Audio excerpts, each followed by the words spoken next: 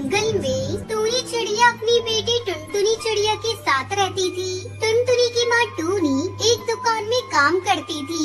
एक दिन जब वो काम से घर वापस आती है तो उसकी बेटी टुनटुनी उससे कहती है, माँ आपने देखा हमारा घर कई जगह से टूट चुका है। इसकी मरम्मत करनी बहुत जरूरी है। अगर बारिश आ गई तो हमारा घर टूट जाएगा।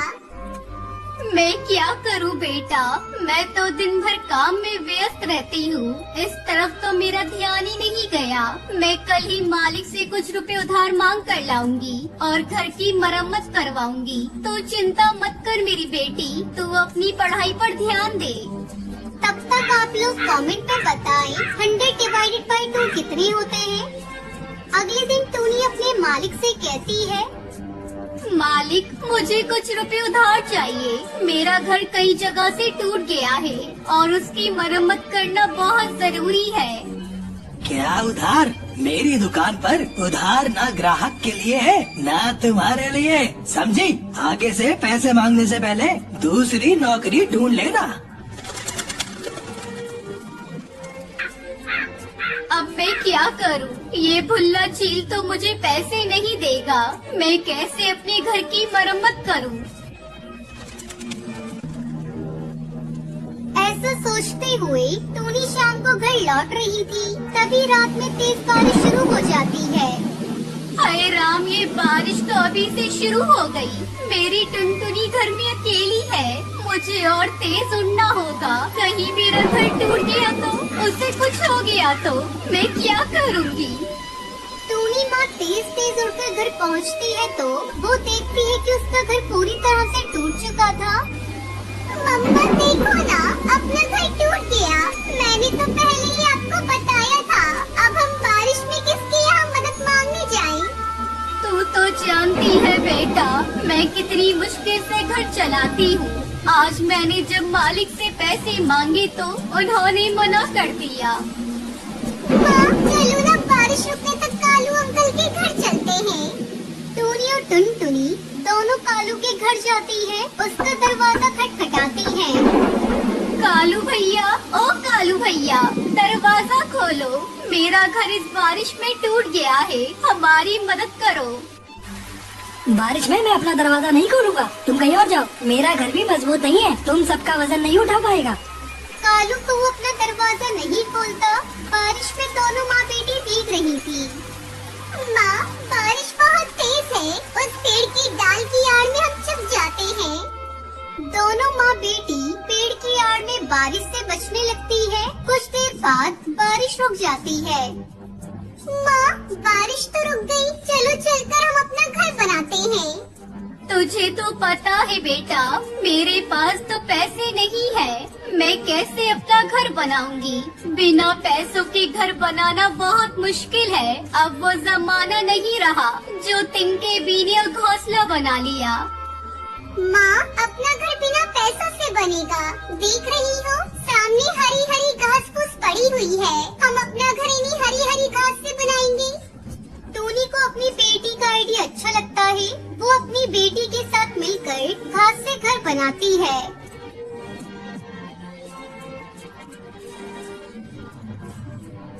हरी घास का घर देखने में बहुत सुंदर था। अंदर उसमें बहुत ठंडक थी। और फिर दोनों माँ बेटी खुशी खुशी उस घास से बने घर में रहने लगती है।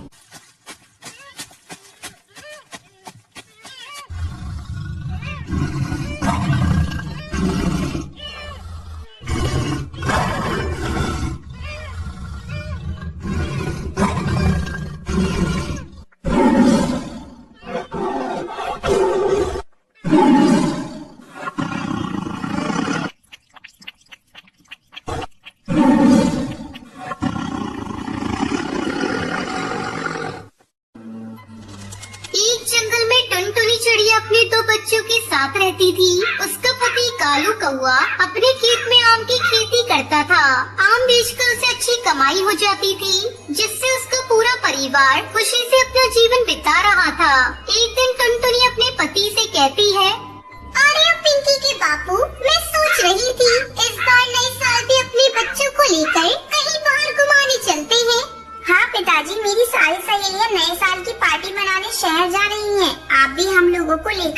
चलिए ना। नहीं बेटा, तुम्हें पता है ना, शहर में महामारी फिर से फैलने लगी है। ऐसे में पार्टी करना ठीक नहीं। ऐसा करो, तुम लोग इस साल घर में रहकर ही नया साल मना लेना। तब तक आप लोग कमेंट में बताएं 56 into 6 कितने होते हैं। कुछ दिन इसी तरह बीत जाते हैं। एक दिन कालू जब अपने खेत पर आम को तोड़ने के लिए जाता है तो देखता है कि उसकी सारी फसल बर्बाद हो चुकी थी। वो दुखी होकर घर लौटता है। उसे दुखी देखकर उसकी बेटी पूछती है, क्या बात है पिताजी, आज आप बहुत उदास लग रहे हैं। आज आप हमारे लिए मिठाइयाँ भी नहीं लाए। हाँ जी, आज ऐसी कौन सी बात हो गई, पहले कभी आपको इतना उदास और दुखी नहीं देखा। क्या बताऊं पिंकी की माँ, पता नहीं कैसे सारी फसल एक ही रात में बर्बाद हो गई। अगर मैं फसल को बाजार में नहीं बेचूंगा तो पैसे घर कैसे आएंगे। मैं अपने बच्चों के लिए कहाँ से नए साल का तोहफा ला कर दूंगा। आप चिंता क्यों करते हो जी, हम कल ही अपने खेत में जाकर सारे खराब पेड़ों को हटाकर उसकी जगह नए आम के पेड़ को लगाएंगे। जहाँ तक बच्चों की बात है तो हमारे दोनों बच्चे बहुत ही समझदार हैं, वो बाहर के लिए जिद नहीं करेंगे। अगले दिन कालू और टुनटुनी खेत पर जाकर खेत से सारे खराब पौधे उखाड़ रहे थे। तभी उन्हें पौधों के बीच में एक पक्षी कराहता हुआ मिला। अजी सुनते हो जी, जल्दी इधर आओ। ये देखो, यहाँ एक पक्षी घायल पड़ा है, लेकिन अभी भी उसकी सांसें चल रही है। कालू और टुनटुनी दोनों उस पक्षी की देखभाल करने लगते हैं। थोड़ी देर बाद उस पक्षी की हालत में कुछ सुधार होता है और वो पक्षी एक परी में बदल जाती है। आप लोगों ने मेरी जान बचाई है। मैं अपने दुश्मनों से बचने के लिए आपके खेत में गई थी, लेकिन उन्होंने मुझे ढूंढकर मुझे घायल कर दिया। अगर आपने मेरी जान नहीं बचाई होती तो पता नहीं मैं कब तक यहाँ पड़ी रहती और मेरी मौत हो जाती। मेरे दुश्मनों ने मुझे ढूंढने के लिए आपका सारा आम का बगीचा बर्बाद कर दिया। आपने मेरी जान बचाई है, इसके लिए मैं आप लोगों को कुछ देना चाहती हूँ। ये लीजिए, मैं आपको आम के कुछ जादुई बीज दे रही हूँ, जिसे अपने खेत में डाल देना। टुनटुनी को बीज देकर वो परी वहाँ से गायब हो जाती है। दोनों पति पत्नी आम के बीज को अपने खेत में डाल देते हैं। अगले ही दिन उनके खेत में आम के पेड़ों पर सोने के आम आ जाते हैं, जिसे देखकर कालू और टुनटुनी बहुत खुश होते हैं। कालू आमों को सुनार को बेचने के लिए चला जाता है। इस तरह जादुई आमों की खेती करके कालू का पूरा परिवार खुशी खुशी नया साल मनाता है।